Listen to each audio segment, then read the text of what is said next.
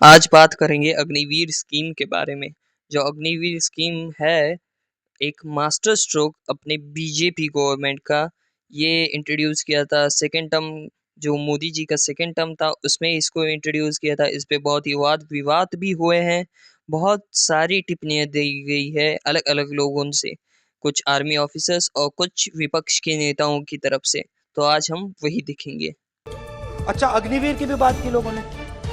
आपने अभी बोला कि अग्निवीर देश को फायदा पहुंचाएगा, मगर हिंदुस्तान का युवा जो 4 बजे दौड़ता है, आर्मी में भर्ती होने के लिए दौड़ता है, वो आपकी बात से सहमत नहीं है। उनने हमसे कहा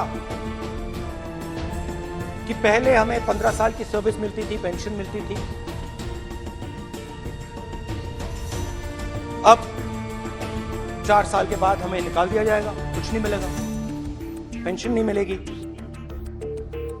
सीनियर ऑफिसर्स ने कहा कि हमें तो लगता है कि ये जो अग्निवीर योजना है ये आर्मी के अंदर से नहीं आई, ये कहीं और से आई है, ये आरएसएस से आई है, होम मिनिस्ट्री से आई है। अपनी किताब 4 स्टार्स ऑफ डेस्टिनी में नरवणे ने खुलासा किया है कि उन्होंने 2020 की शुरुआत में प्रधानमंत्री को टूर ऑफ ड्यूटी स्कीम का प्रस्ताव दिया था। इस प्रस्ताव के तहत अधिकारियों के लिए शॉर्ट सर्विस कमीशन के समान सीमित संख्या में जवानों को कम अवधि के लिए नामांकित किया जा सकता है। हालांकि प्रधानमंत्री कार्यालय बाद में एक अलग योजना लेकर आया। उन्होंने सुझाव दिया कि न केवल थल सेना के लिए 1 साल में होने वाली पूरी भर्ती अल्पकालिक सेवा के आधार पर होनी चाहिए, बल्कि इसमें भारतीय वायुसेना और नौसेना को भी शामिल किया जाना चाहिए। ये सेना के लिए अचंभे की बात थी, नौसेना और वायुसेना के लिए और भी ज्यादा। जनरल नरवणे ने बताया कि उनका प्रस्ताव शुरू में थल सेना पर केंद्रित था, इसलिए वो वायुसेना और नौसेना को भी शामिल करने से उतने ही हैरान थे। तीनों सेनाओं से जुड़ा होने के कारण प्रस्ताव को आगे बढ़ाने की जिम्मेदारी chief of defence staff general Bipin Rawat पर आ गई। हालांकि आर्मी अब भी प्रमुख सैन्य सेवा बनी रही। योजना के अलग अलग मॉडलों पर चर्चा की गई, जिसमें सेना ने 75% जवानों को बनाए रखने और 25% को सेवा मुक्त करने की वकालत की। हालांकि जब जून 2022 में सशस्त्र बलों की एज प्रोफाइल को कम करने के लिए एक ट्रांसफॉर्मेटिव स्कीम के रूप में अग्निपथ शुरू की गई, तब यह निर्णय लिया गया था कि हर साल चुने गए लगभग 46,000 सैनिकों, एयरमैन और नाविकों में से केवल 25% ही शुरुआती 4 सालों के बाद भी अतिरिक्त 15 सालों तक सेवा करेंगे। आपको बता दें कि जनरल नरवणे 31 दिसंबर 2019 से 30 अप्रैल 2022 तक भारतीय थल सेना के प्रमुख रहे थे। उन्होंने अपनी पुस्तक में यह भी उल्लेख किया है कि पहले साल में शामिल होने वालों के लिए शुरुआती वेतन शुरू में 20,000 रुपए प्रतिमाह निर्धारित किया गया था। हालांकि सेना ने मजबूती से इसके बढ़ाने की सिफारिश की, क्योंकि उनका मानना था कि एक सैनिक की भूमिका की तुलना दैनिक वेतन भोगी मजदूर से करना उचित नहीं है। उनकी सिफारिशों के आधार पर बाद में वेतन बढ़ाकर 30,000 रुपए प्रतिमाह कर दिया गया। ये सीनियर आर्मी के लोगों ने कहा है, मैं नहीं कह रहा हूं, कि हमें लगता है कि ये आर्मी के ऊपर ये योजना थोपी गई है और ये आर्मी को कमजोर करेगी। आर्मी के जनरल्स ने हमें कहा, जो रिटायर्ड है, उन्होंने हमें कहा, राहुल जी,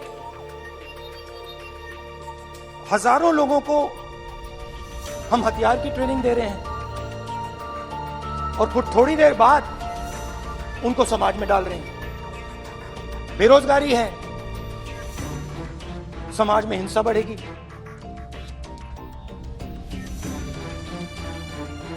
तो उनके मन में था कि ये जो अग्निवीर योजना जो है, ये आर्मी के अंदर से नहीं आई है। और मुझे नाम भी बताया कि अजीत डोभाल जी ने ये योजना आर्मी पे थोपी है। क्यों नहीं ले सकते?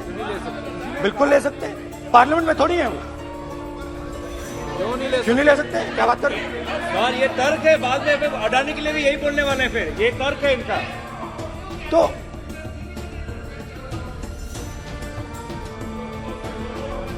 तो इंटरेस्टिंग बात यह है कि मैंने फिर प्रेसिडेंट्स एड्रेस पढ़ा। देश के सब युवा अग्निवीर अग्निवीर अग्निवीर अग्निवीर बोल रहे हैं, कह रहे हैं कि ये आर्मी के ऊपर थोपा गया है, हमें नहीं चाहिए। आर्मी के लोग कह रहे हैं हमें नहीं चाहिए। जैसे मैंने कहा, आर्मी को लगता है कि होम मिनिस्ट्री ने इनके ऊपर थोपा है, आरएसएस ने ये उनके ऊपर थोपा है। तो ये आवाजें आ रही हैं। अब मैंने आपका बोलिए,